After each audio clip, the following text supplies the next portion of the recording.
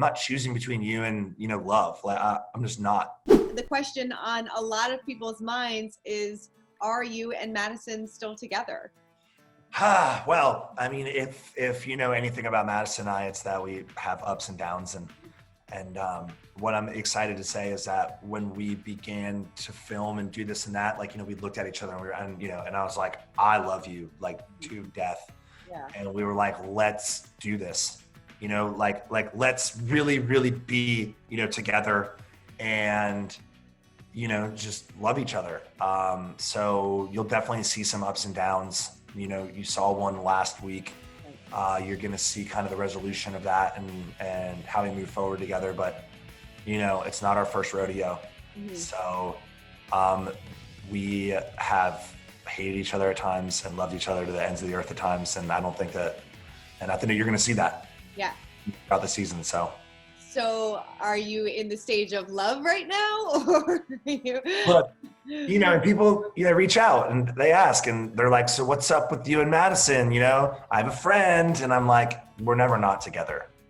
So I'm not going to definitively say, either or, because you just have to watch and see the season. There's so much more to come. It's crazy. Yeah, well, you are buying her son a present, so I'm guessing that things are going well. So, but is it hard, to maintain a relationship with Madison when some of your closest friends aren't really on board with the relationship? Is that hard? And how does that affect relationship not only with Shep and Craig, but with Madison? Yeah, it's extremely difficult. I mean, I'm not gonna lie. Those two guys are like, two of my best friends, sometimes. Right. And I think that everyone wants, their friends to like, their significant other. So it's been like, it was so tough to the point where, so this upcoming episode, I think that, you're kind of going to see what I say to Shep. But it got to the point where I would tell everyone in my life except for Shep what was going on. Like, he was like the one person I like didn't want to be like, so, Madison and I are going to dinner. I didn't want to hear the like, and that's tough. It's very tough. If you want to consider someone like a close friend, it's like, look, man, I'm not choosing between you and, love. Like, I'm just not. Mm-hmm. So it's certainly tough to have friends that aren't supportive.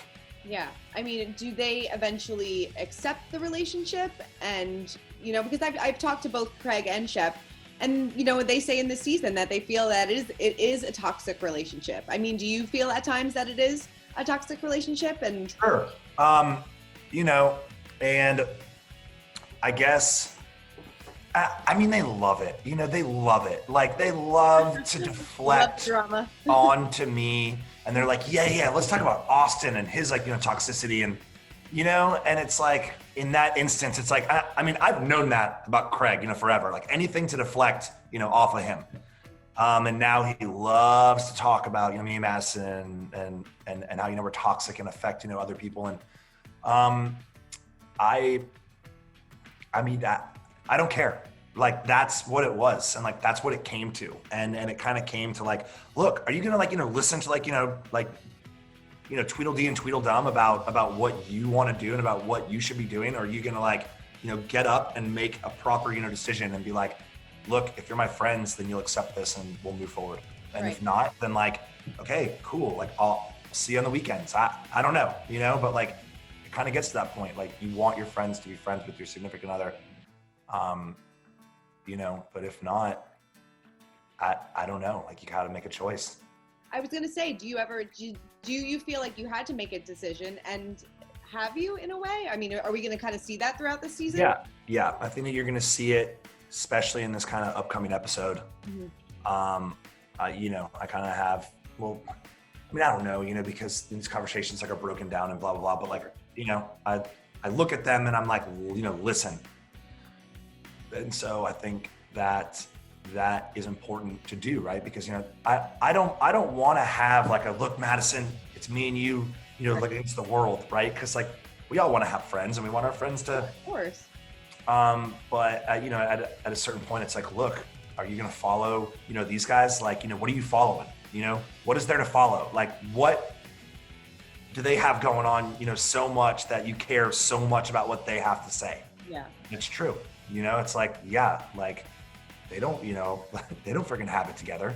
Like, who the hell are they to judge me and what I have going on when Craig's been, you know, crying over Naomi for the past 2.5 years? Do you think eventually they will accept the relationship? You know, like well, see, I just think you have to watch, right? I think that you have to watch and kind of see how that unfolds because, you know, I don't know what they say behind my back, you know, during filming. Sure. So if I say something to them and I give myself like a pat on the back, you know, I have no idea if, you know, they leave and they call each other and they're like, you know, F Austen, you know, I don't know. So, I think that people will accept and move on. Yeah. I mean, I know. Move forward. Yeah, definitely. I know in the trailer we kind of see that maybe, I mean, it could be the magic of editing, but that John Pringle, he is a new cast member, that maybe he comes in the middle of you guys. Is that just the magic of editing, or was he kind of a threat to the relationship? John Pringle was never, ever a threat to the relationship. Let me say that, like, right here and right now. Any sort of, you know, grievances or strife that we go through has absolutely nothing to do with John Pringle. Okay.